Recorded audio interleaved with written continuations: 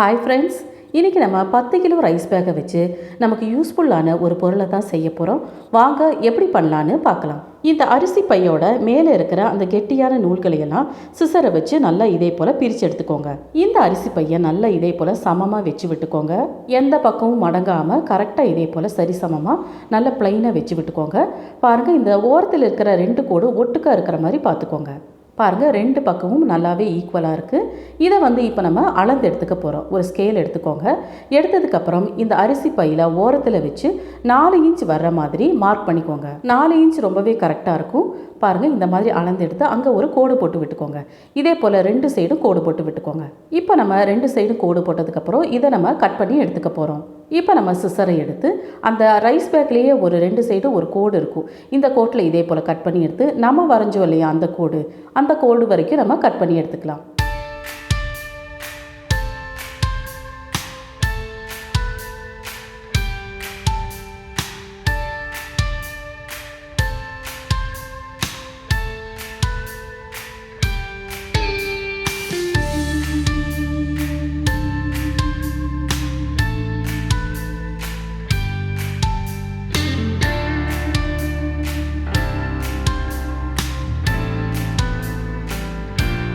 இப்போ நம்ம ரைட் சைடும் கட் பண்ணி எடுத்தாச்சு. அதே போல் லெஃப்ட் சைடும் நம்ம கட் பண்ணி எடுத்தாச்சு. கட் பண்ணதுக்கப்புறம் இதே போல் வச்சு பாருங்கள், ரொம்பவே கரெக்டான ஷேப்பில் இருக்கும். இப்போ நான் அந்த பையோட மேல்புறமாக இருக்கிற இதை உள்புறமாக மடக்கி அங்கே ஒரு சேஃப்டி பின் குத்தியிருக்கேன்.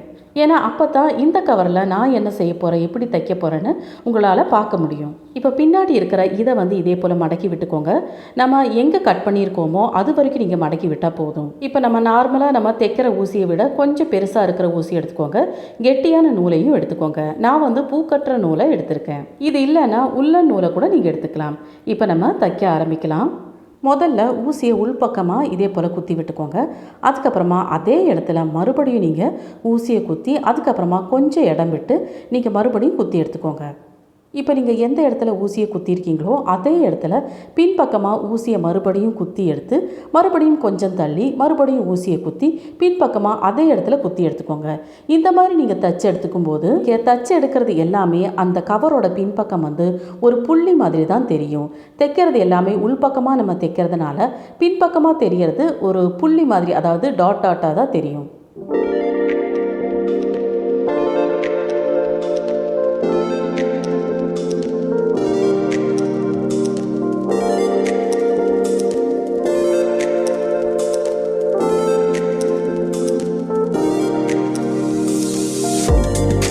தையல் மிஷினில் யூஸ் பண்ணுற நூலையும் நீங்கள் யூஸ் பண்ணிக்கலாம். ஆனால் அது ரொம்பவே மெல்லிஸாக இருக்கும். நீங்கள் 2 டைம் தைச்சா தான் கொஞ்சமாவது ஸ்ட்ராங்காக இருக்கும்.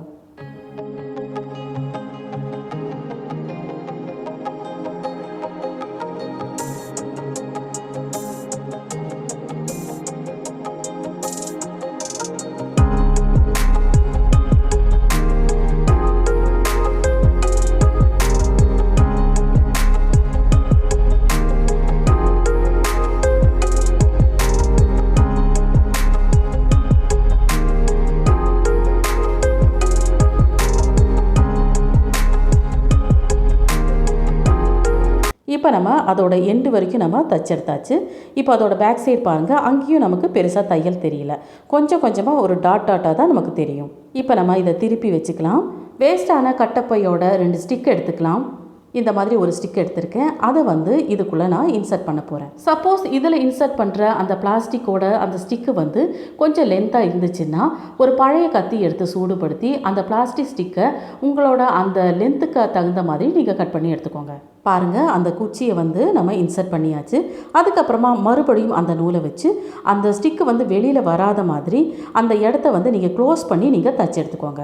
அந்த குச்சியும் ரொம்பவே லூஸாக இல்லாமல் ரொம்பவே ஸ்டிஃபாக நிற்கும்.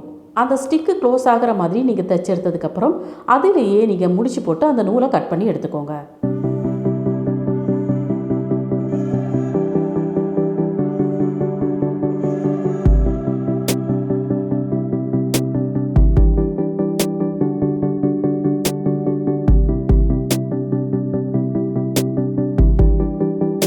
பாருங்கள், ரொம்ப அழகாக ரொம்பவே பர்ஃபெக்டாக நம்ம தச்சு எடுத்தாச்சு. இதே போல் இன்னொரு சைடும் நீங்கள் தச்சு எடுத்துக்கோங்க. பாருங்கள் 2 சைடும் நம்ம தைச்செடுத்தாச்சு. ரொம்ப ரொம்ப ஸ்ட்ராங்கான பேக் இது. பார்க்கவே ரொம்ப ரொம்ப அழகாக இருக்குது பாருங்கள். நீங்கள் எந்த அரிசி பை உங்ககிட்ட இருந்தாலும் இதே போல் நீங்கள் செஞ்சு எடுத்துக்கலாம். ஓரத்தில் இதே போல் நல்லா மடக்கி அழகாக சமப்படுத்தி எடுத்துக்கோங்க. இப்போ நம்ம ஸ்டிக்கை வச்சு நம்ம தைச்செடுத்ததுக்கப்புறம் மறுபடியும் நம்ம ஸ்கேலை எடுத்துக்கலாம். அந்த பேக்கோட லெஃப்ட் சைட்லேருந்து 3.5 இன்ச் வரைக்கும் நம்ம இதே போல் மார்க் பண்ணி எடுத்துக்கலாம். இப்போ மார்க் பண்ணால் அந்த இடத்துல ஒரு ரஃப்பாக நீங்கள் கோடு போட்டு விட்டுக்கோங்க. இப்போ இதே போல் அந்த பேக்கோட ரைட் சைட்லேருந்து 3.5 இன்ச் அளவு வந்து நீங்கள் மார்க் பண்ணி அந்த இடத்துலையும் இதே போல் கோடு போட்டு விட்டுக்கோங்க. 2 சைடும் கோடு போட்டு விட்டதுக்கப்புறம் அதோட அடிப்பாகத்துலேயும் லைட்டாக இதே போல் கோடு போட்டு ஒரு செவ்வக வடிவத்தில் வரைஞ்சி எடுத்துக்கோங்க. இப்போ அந்த பேக்கை லைட்டாக மடக்கி அந்த சென்டரில் வந்து ஒரு சிசரை வச்சு நீங்கள் கட் பண்ணி எடுத்துக்கோங்க. அந்த கேப்பில் சிசரை விட்டு நீங்கள் எந்த ஷேப்பில் வரைஞ்சிருக்கீங்களோ அதை வந்து அழகாக அந்த சிசரை வச்சு கட் பண்ணி எடுத்துக்கலாம்.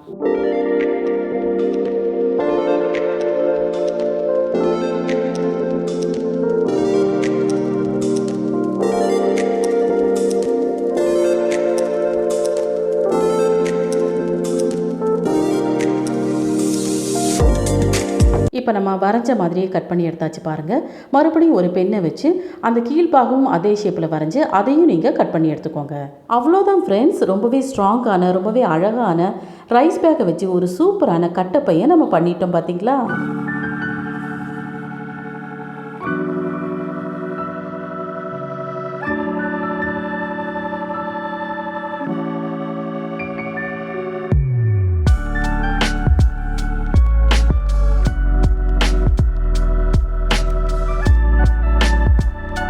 புக்ஸு போட்டு வைக்கலாம், நல்லா மளிகை சாமானெல்லாம் வாங்கி அதில் போட்டு வைக்கலாம், ரொம்ப வெயிட்டான டூல்ஸ் எல்லாம் போட்டு வைக்கலாம். ரொம்பவே யூஸ்ஃபுல்லாக இருக்கும். இந்த யூஸ்ஃபுல்லான வீடியோவோட இந்த விஷயத்தையும் தெரிஞ்சுக்கோங்க. ஒரு சிங்கத்தோட கர்ஜனை எவ்வளோ தூரம் கேட்கும் தெரியுமா? 8 கிலோமீட்டர்.